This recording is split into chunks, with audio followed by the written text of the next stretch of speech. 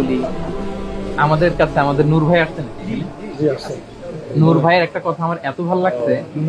নূর ভাই বলছে যে ইসলামের মতো এত চমৎকার একটা আইডিওলজি আমাদের কাছে থাকা সত্ত্বেও প্রপার প্রেজেন্টেশনের অভাবে আমরা মার খেয়ে যাচ্ছি। অর্থাৎ ইসলাম যে কত দামি, এত দামি জিনিস আমাদের কাছে থাকার পরও ভালো প্রেজেন্টেশনের অভাবে আমরা এটা দিতে পারতেছি না। এই কমিউনিজম বলেন, কার্ল মার্কসের কথা বলেন, আপনি এই সেকুলারিজমের কথা বলেন, ওদের ভালো ফান্ডিং, ভালো প্রোটোকল, ওদের উইং থাকার কারণে, প্রেজেন্টেশনের কারণে আজকে পৃথিবীতে টিকে আছে। কিন্তু ইসলামের প্রপার প্রেজেন্টেশনের অভাবে আজকে আমাদের এই অবস্থা। তো এখন গোটা বিশ্ব থেকে সবাই আমাদেরকে বলে যে এত গুছালো প্রোগ্রাম মালয়েশিয়াতে কিভাবে করেন, 5,000 অডিয়েন্স, একজনের ঘাটটা বাঁকা নাই, একজন মোবাইল বের করে না, তারপর স্টেজে আপনি ছাড়া কেউ নাই, এটা কিভাবে পারলেন? দেশ থেকে এটা কল্পনা করা যায়? আলী ভাই কেমন পারবেন কোনোদিন?